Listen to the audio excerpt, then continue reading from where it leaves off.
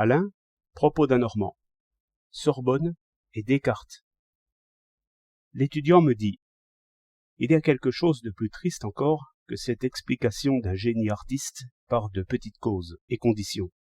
Car nous pouvons toujours nous laisser prendre à Shakespeare ou à Balzac, et le sentiment sera toujours plus fort que les petites raisons de l'historien.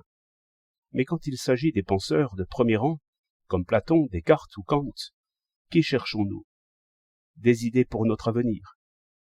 En admettant, ce qui n'est pas assuré, qu'un Descartes n'ait plus rien à apprendre aux meilleurs de nos mathématiciens et de nos physiciens, toujours est-il qu'il nous conduira mieux qu'eux, nous qui sommes jeunes et ignorants, et sans génie pour ces recherches, parce que les idées de Descartes ne supposent point tant de connaissances précises avant elles. Réellement, dès que nous le lisons, et malgré une obscurité d'apparence scolastique, nous sentons bien qu'il nous précède dans la sagesse. Nous avons conscience que notre entendement n'est pas encore assez délivré pour le bien comprendre.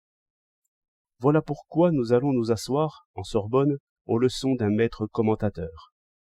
Venez-y, Alain, une fois seulement, afin d'écrire quelque article vengeur.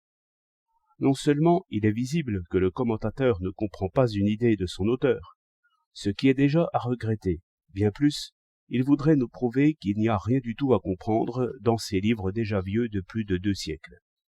Il renvoie Descartes en son temps, il le bannit, il le met en vitrine, dans le musée des erreurs, avec défense d'y toucher.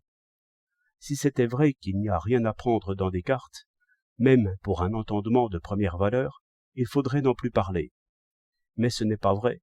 Pendant que ce croque-mort élégant nous invite à suivre le convoi, je devine que ce mort n'est point mort, et que c'est l'esprit vivant que l'on porte en terre.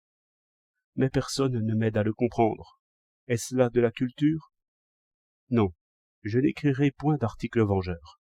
Je m'emporte contre ceux qui diminuent et défigurent un grand artiste, parce qu'il me semble qu'un cœur généreux suffit pour admirer. Mais un cœur généreux ne suffit pas pour comprendre.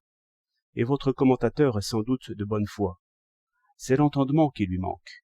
Et quand il s'agit d'un Platon ou d'un Descartes, qui peut se vanter d'en avoir assez? Il l'a lu et digéré à sa manière. Que voulez-vous de plus? Un artiste est comme une belle statue, mais un penseur est à reconstruire tout entier. Chacun le dresse à sa propre mesure. Médiocre si l'on est médiocre, petit si l'on est petit, esprit si l'on est esprit, chair si l'on est chair.